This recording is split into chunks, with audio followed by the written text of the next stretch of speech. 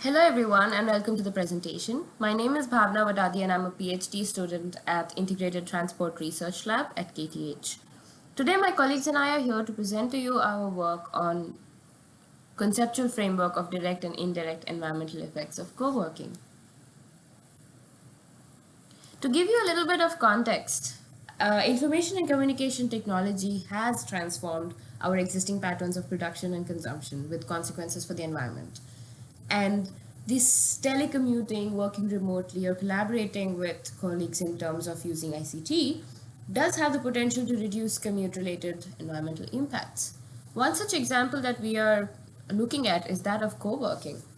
Basically, it describes any situation where two or more people are working together in the same place but not from the same company.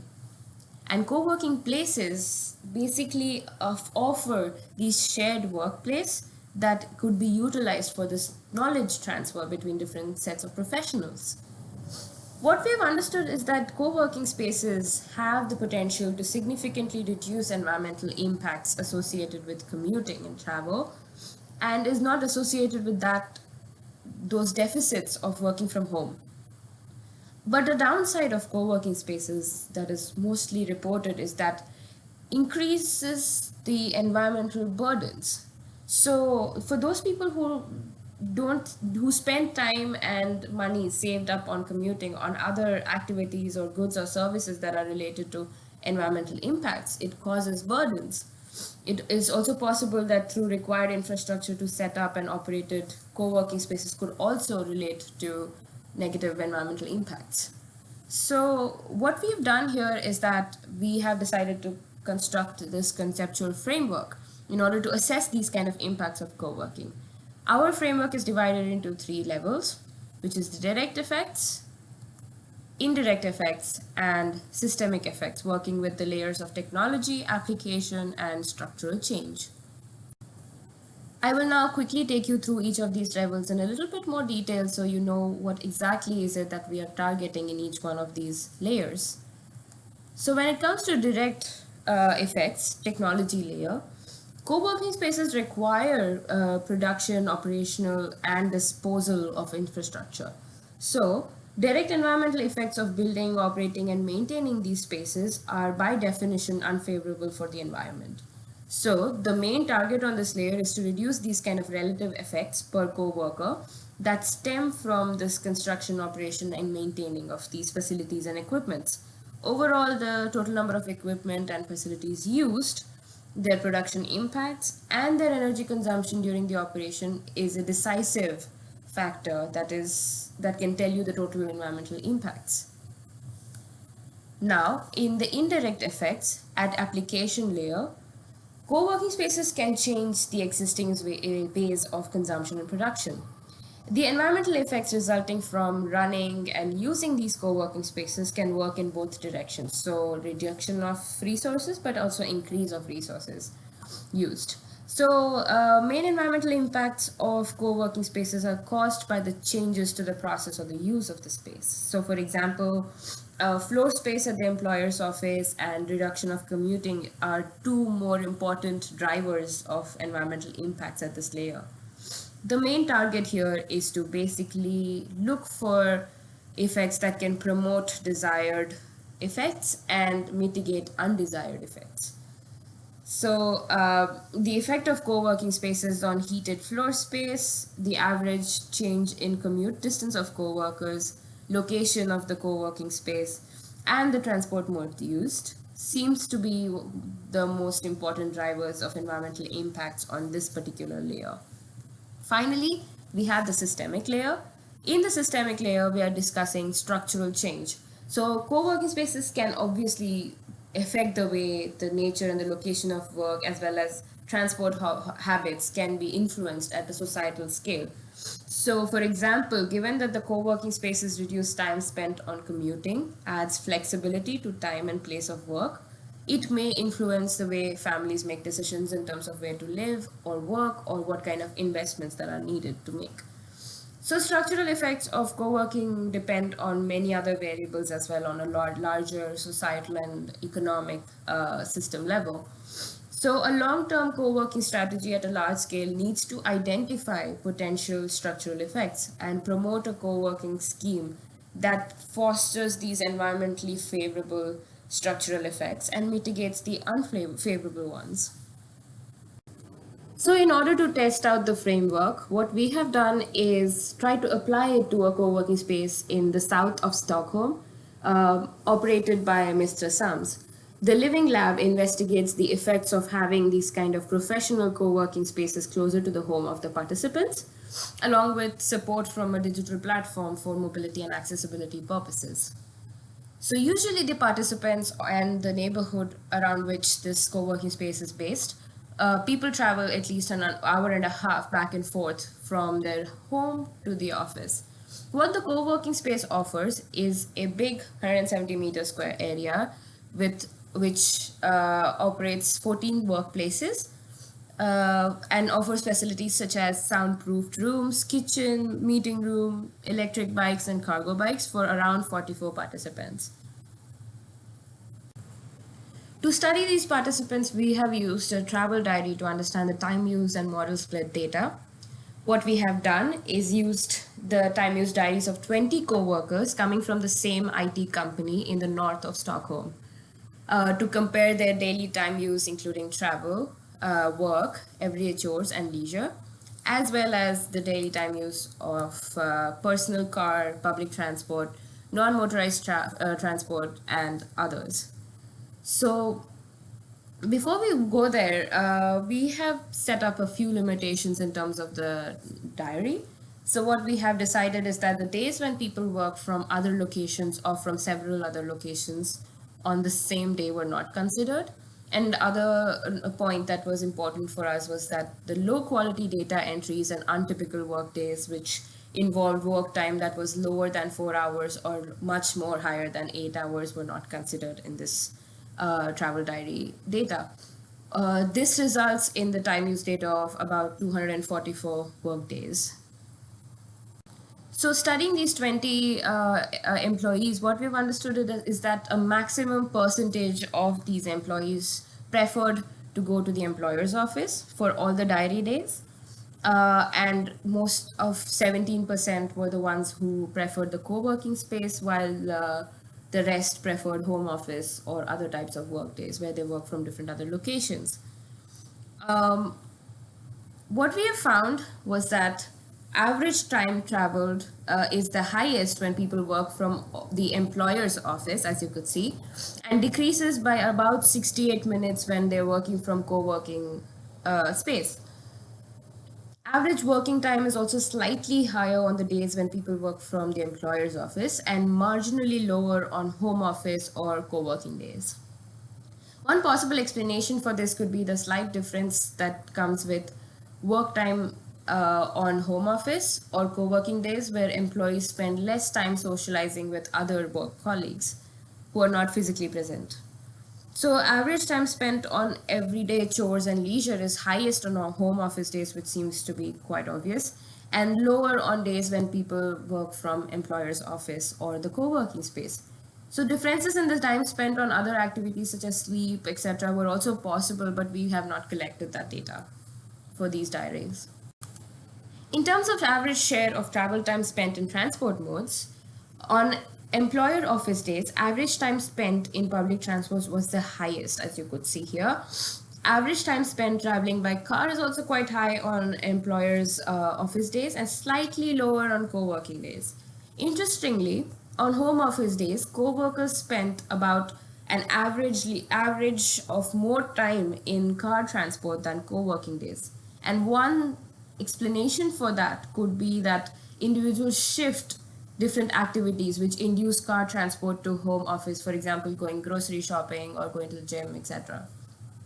So average time spent on e-biking and walking is of the same order of magnitude on employer office and co-working days and significantly lower on home office days.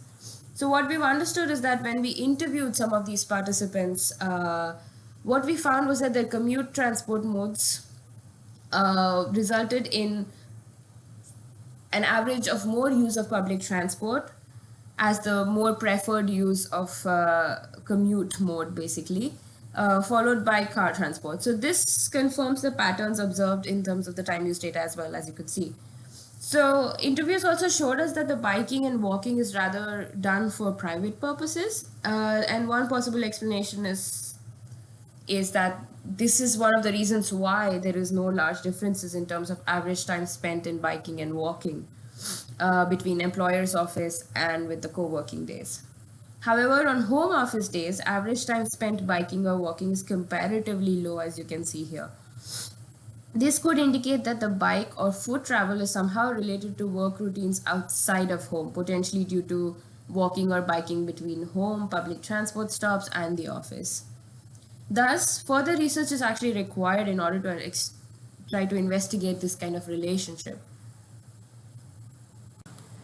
Based on these results, what we did was, in order to estimate energy requirements associated with heating, cooling, lighting of co-working space, which is the direct effect, ICT equipment operated in co-working space, which is also a direct effect, and finally changes in travel time, which is an indirect effect on employer's office, co-working, and home office days. Due to the lack of data, we did not consider furniture or changes in space use at home and the employer's office.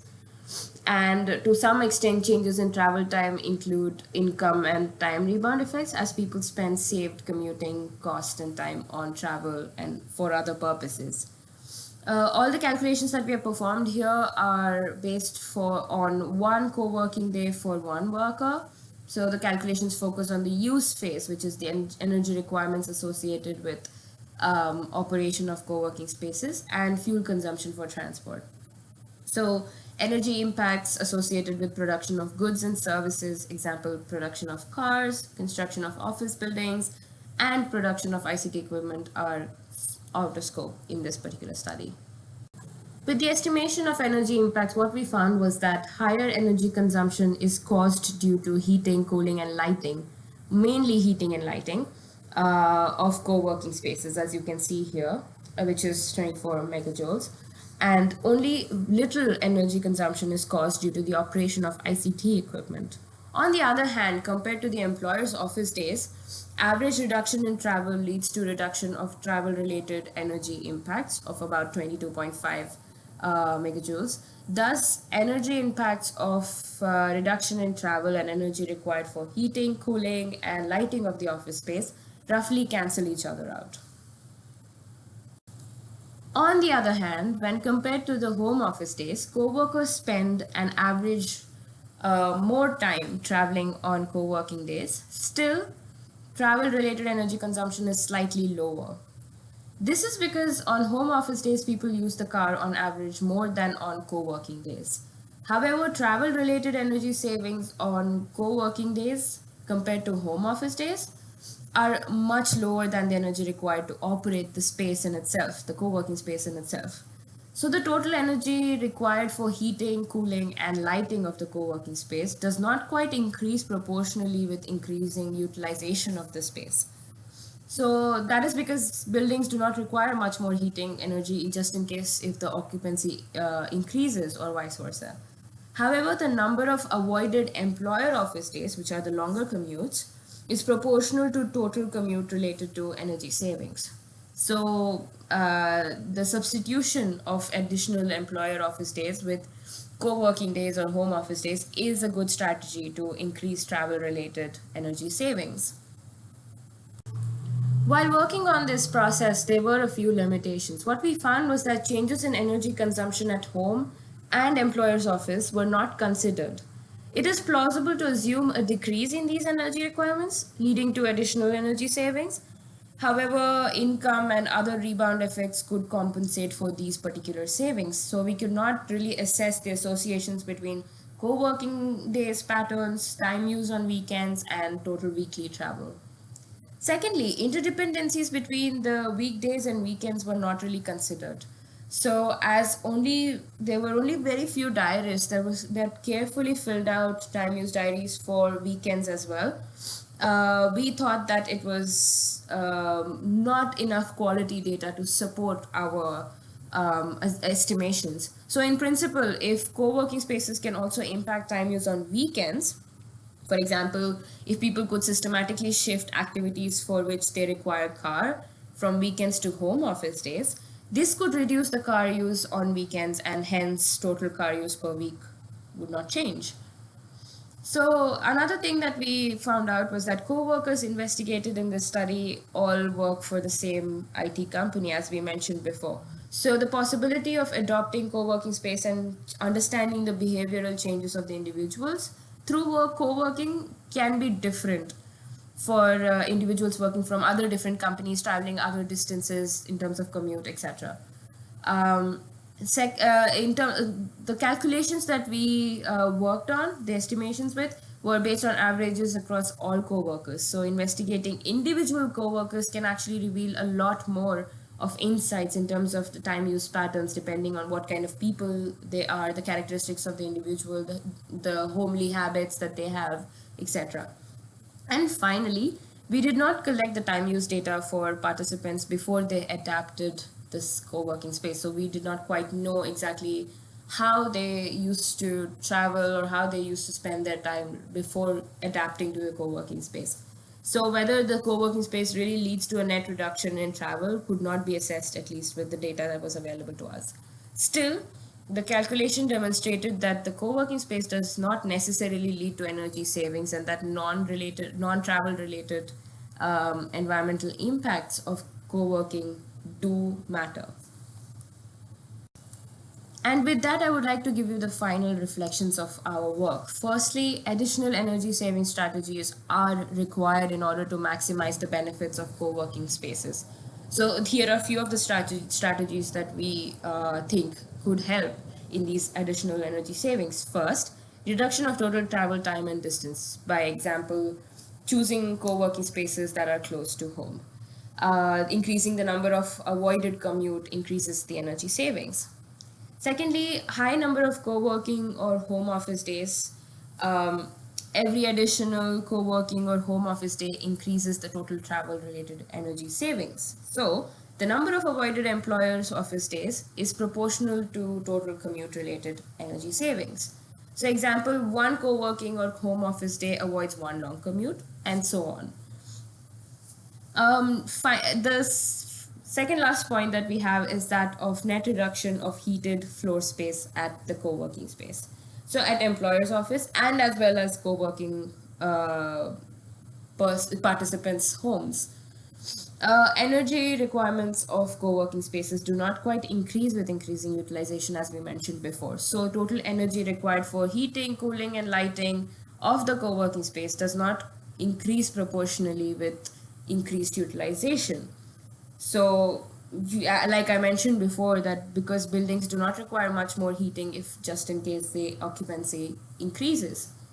And finally, use of sustainable transport modes for commuting purposes is another really important strategy in order to maximize the benefits of co-working spaces. So, what we would like to say is that if co working is adopted at a larger scale, the systemic effects can lead to fundamental transformation of transport and land use as well, depending on how decentralized or centralized co working spaces would become at some point. These effects are difficult to estimate, and further research is definitely required. And what we would like to do is encourage companies and researchers to put in to try out experimental ideas with co-working spaces and find different solutions and ways in which co-working could be used for reducing environmental effects of transport, work, and everyday life. With that, I would like to say thank you so much for joining us for this presentation, and I would really like to thank my co-authors on this paper. And if you have any questions, our information is right here, so feel free to contact us anytime. Thank you.